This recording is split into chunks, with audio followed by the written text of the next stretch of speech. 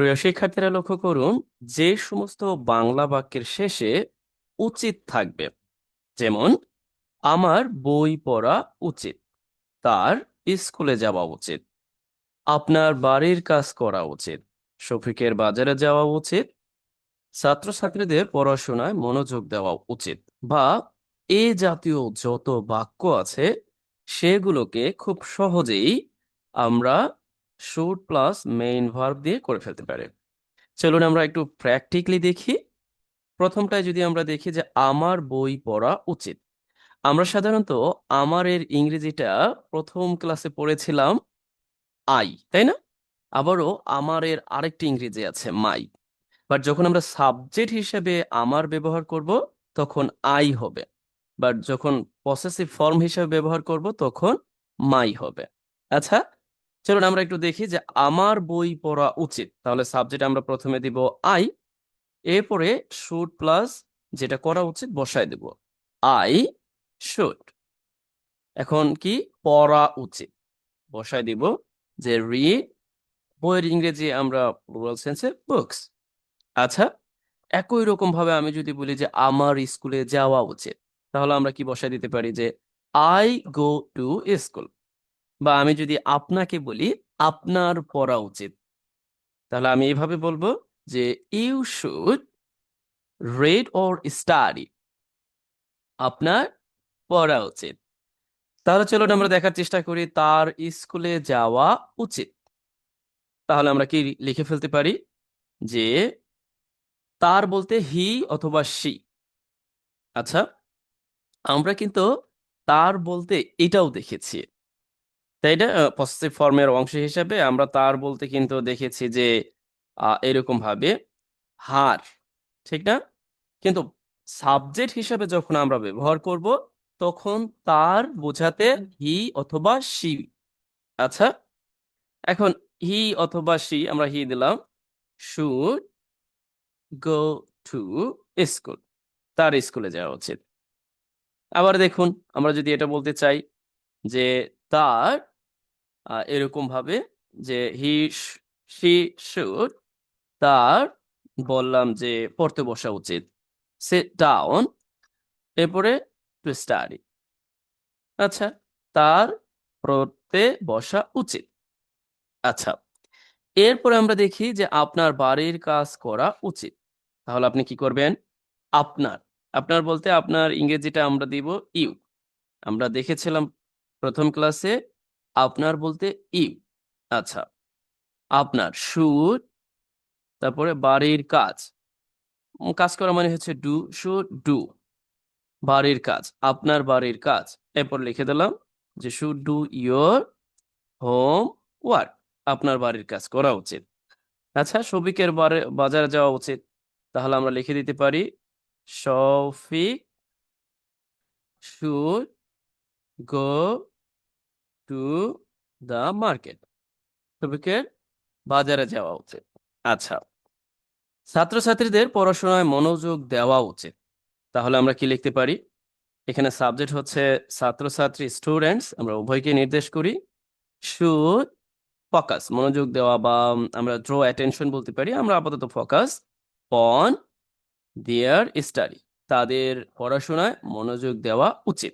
আচ্ছা, আপনি এইটা একটু বারবার পড়বেন, ফোকাস অন, মনোযোগ দেওয়া, ফোকাস অন একসাথে অ্যাপ্রোপ্রিয়েট প্রিপোজিশন হিসেবে ফোকাস অন মনোযোগ দেওয়া বারবার বলবেন। আচ্ছা, এই জাতীয় বাক্য আপনি তৈরি করবেন। এখন বাক্যটি যদি নেগেটিভে করতে হয়, জাস্ট আমাদের নেগেটিভ ফর্ম বা যুক্ত করে দিতে হবে, আর কিছুই না। তাহলে আমরা এখানে কি করতে পারি? এইখানে বসায় দিতে পারি যে শব্দ করা উচিত না, আমরা বলতে পারি যে ইউ শুড, আমরা স্টুডেন্ট একসাথে লিখতে পারি, অথবা এইভাবে লিখতে পারি, অথবা স্টুডেন্ট লিখতে পারি এইভাবে সংক্ষিপ্ত আকারে। ইউ শুডেন্ট, আমরা বলার সময় স্টুডেন্ট বলতে পারি, ইউ শুডেন্ট, এরপরে মেক আ নয়েজ, মানে আপনার শব্দ করা উচিত না। You shouldn't make a noise, আপনি বারবার বলবেন you shouldn't make a noise, you shouldn't make a noise, you shouldn't make a noise. এরপরে দেখুন, তার সেখানে যাওয়া উচিত না, এখন তো এটা আপনি পারবেন। তার মানে তার বলতে হি অথবা সি, লিখে দিলেন যে শুড নট, অথবা আপনি এইভাবে লিখতে পারেন শুডেন্ট গো দেয়ার। এই যে সেখানে বলতে আপনি দেয়ার ব্যবহার করবেন, সেখানে বলতে দেয়ার, গো দেয়ার। বাচ্চাদের মোবাইল ব্যবহার করা উচিত না, তাহলে আপনি এখানে কি বসায় দিতে পারেন? Children should not use mobile. Mobile বলতে আমরা স্মার্টফোন বলতে পারি, স্মার্ট ফোন ব্যবহার করা উচিত না। আচ্ছা, এখন আমরা দেখার চেষ্টা করব যে সকল বাংলা বাক্যের শেষে উচিত ছিল এরকম থাকবে। যে সকল বাংলা বাক্যের শেষে উচিত ছিল সেই বাক্যগুলোকে আমরা ঠিক এই স্ট্রাকচার করতে পারি। শুড হ্যাভ প্লাস ভার্বের পাস্ট পার্টিসিপল ফর্ম, একটাই যে কোনো সাবজেক্টই হোক। তাহলে আমরা এখানে কি বসায় দিতে পারি? যে আমাদের পড়া উচিত ছিল, তাহলে আমাদের ইংরেজিটা উই, উচিত ছিল তার মানে আমাদের লিখতে হবে শুড হ্যাভ। এরপরে পড়া, পড়া ইংরেজি আমরা রেড, রিড এর উচ্চারণটা রেড হয়, তাহলে আমরা রেড, এরপরে বুকস হয়ে গেল। তার মানে আমাদের পড়া উচিত ছিল। তারপরে দেখুন তাদের সময় মতো খাওয়া উচিত ছিল, তাহলে আমরা কি করতে পারি? তাদের বলতে দে, মাথায় রাখবেন তাদের বলতে দে। এরপরে শুড হ্যাভ, খাওয়া ইংরেজিটা আমরা হ্যাড দিতে পারি, কারণ এই হ্যাভ মানেও খাওয়া, নেওয়া, কিছু গ্রহণ করা। আচ্ছা, চাইলে আপনি ইটেন দিতে পারেন। আচ্ছা, ইটেন, ইটেন আমরা খাবার দিতে পারি, যে ফুড।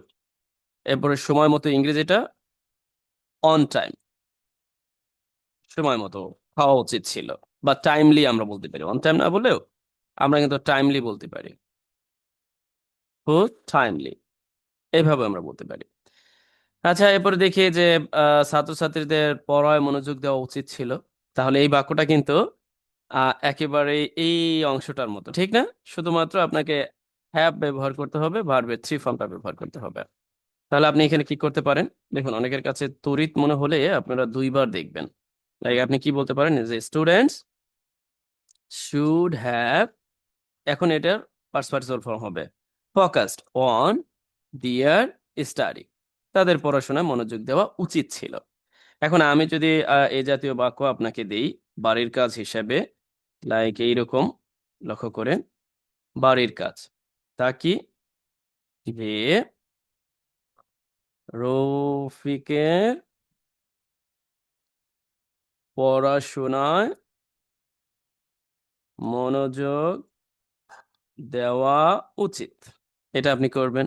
আচ্ছা, আহ, আমাদের ইংরেজি পড়া উচিত, এটাও আপনার জন্য কাজ।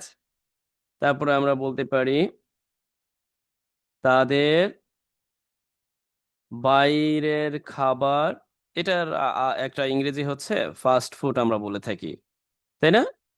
ফাস্ট ফুড খাওয়া উচিত নয়। আচ্ছা, এই বাক্যগুলো আপনি করে দিতে পারেন। আমাদের বাইরে যাওয়া উচিত নয়। আচ্ছা, এই তিনটা বাক্য, এই চারটা বাক্য আপনার জন্য বাড়ির কাজ। তাহলে আমরা খুব সংক্ষেপে কি দেখার চেষ্টা করলাম? যে সকল বাংলা বাক্যের শেষে আপনি লক্ষ্য করবেন উচিত, তা আপনি লিখবেন শুড দিয়ে। যে সকল বাংলা বাক্যের শেষে দেখবেন উচিত নয়, তা লিখবেন শুডেন্ট অর শুড নট দিয়ে। যে সকল বাংলা বাক্যের শেষে দেখবেন উচিত ছিল, তা লিখবেন শুড হ্যাভ ভার্বের থ্রি ফর্ম। আচ্ছা, আমরা যদি আবার একটু দেখার চেষ্টা করি যে উচিত, শুড রিড পড়া উচিত, শুড রিড পড়তে বসা উচিত, should sit down to study, যাওয়া উচিত, শুড গো, খাওয়া উচিত, should eat, should have, right, বাড়ির কাজ করা উচিত, শুড ডু, তারপরে মনোযোগ দেওয়া উচিত, শুড ফোকাস। এইগুলোকে আপনি বারংবার পড়তে পারেন, বারংবার বলতে পারেন। একই সাথে আপনি কিন্তু এক বা একাধিক বাক্য তৈরি করতে পারেন, ঠিক যেমনটি আমি আপনাদের বাড়ির কাজ দিয়েছি, এগুলো করে কমেন্ট অবগত করতে পারেন। তাহলে আরেকটি ব্যাপার না বললেই নয়, আমি কিন্তু আপনাদের এই চ্যানেলে কথা বলার জন্য দুইটা প্লেলিস্ট দিয়েছি। একটা হচ্ছে র্যান্ডমলি আমরা ভিডিও তৈরি করব একেবারে জিরো থেকেই, আর আরেকটা হচ্ছে জিরো থেকে আহ, মানে একেবারে মানে এবিসিডি থেকে শুরু করে অ্যাডভান্স লেভেল পর্যন্ত আমরা যেতে থাকবো। ওইটা কিন্তু 12টা ক্লাস নেওয়া হয়েছে, আর এইটা র্যান্ডমলি আমরা 3টি ক্লাস নিয়েছি এ পর্যন্ত। এটা ধারাবাহিকতা চলতে থাকবে, র্যান্ডমলি এক এক জায়গা থেকে এক একটা অংশ নিব, আর আমরা সেগুলো ইংরেজিতে বলা শুরু করব। আচ্ছা, তাহলে আজকের ক্লাসটি কেমন লাগলো? অবশ্যই লাইক কমেন্ট শেয়ার দিয়ে সঙ্গে থাকবেন এবং অন্যকেও অবগত করবেন যে yes you are getting something from watching my videos, right?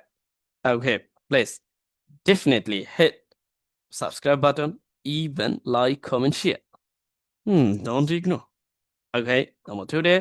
Thank you so much for watching and what to see next.